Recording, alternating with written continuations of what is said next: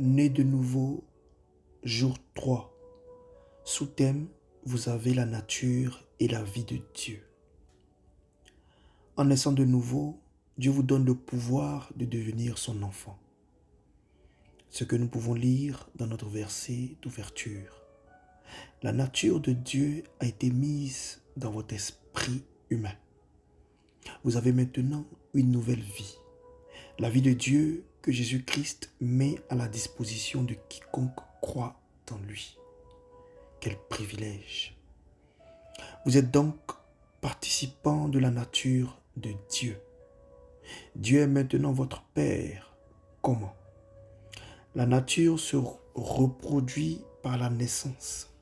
C'est pourquoi le chien donnera toujours naissance à un chien. Et notre verset d'ouverture l'affirme. Vous savez, Dieu a des instincts paternels à votre égard. Vous êtes membre de sa famille et par conséquent citoyen du ciel où Dieu lui-même demeure. Dieu se soucie de vous. Il pourvoira à tous vos besoins selon ses richesses inépuisables en gloire par Christ Jésus. Voir Philippiens 4 au verset 19.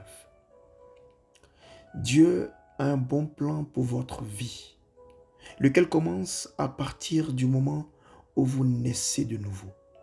Ne venez pas à Dieu parce que vous attendez à des choses tout de suite. Non, cela ne marche pas comme ça.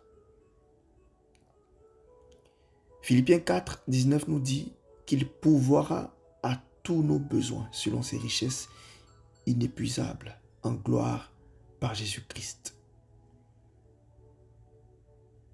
Acceptez Jésus-Christ comme votre Sauveur et Seigneur et vous ferez. Vous êtes un enfant d'amour, d'un Dieu d'amour et vous avez été engendré dans une famille d'amour. C'est très important de le savoir. Il vous a donné cette nouvelle vie pour que vous deveniez un membre de son royaume. La Bible déclare que Dieu vous a donné la vie éternelle. C'est la vie qu'il a en lui-même, ce qui le rend capable d'être celui qu'il est. C'est ça le genre de vie de Dieu, le genre divin. Cette vie a mis le tombeau dans l'impossibilité de retenir Jésus-Christ. Waouh! Quelle vie extraordinaire! Waouh! C'est ça la vie de résurrection.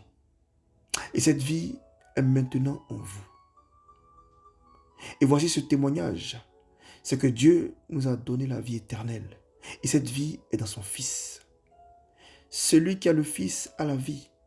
Celui qui n'a pas le Fils n'a pas la vie.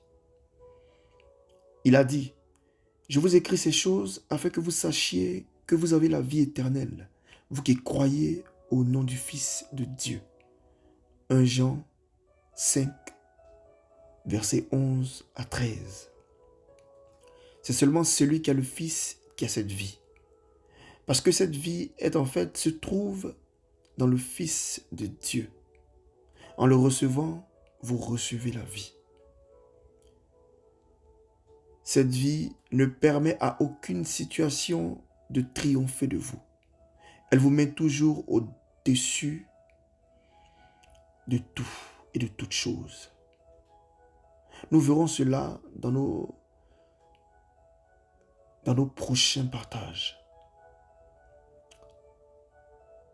Imaginez, il est impossible que Dieu soit détruit ou vaincu. Maintenant, vous avez sa vie en vous. Vous ne pouvez pas être détruit ou vaincu. C'est impossible. Parce que ce même esprit qui a ressuscité Jésus, Christ d'entre les morts, demeure en vous. Bien-aimé, prends la résolution d'accepter Jésus comme ton Sauveur et ton Seigneur. Et tu constateras que ce que je suis en train de te dire est une vérité absolue et certaine. Alléluia. Gloire à Dieu. Amen. Qu'il en soit ainsi dans ta vie, bien-aimé.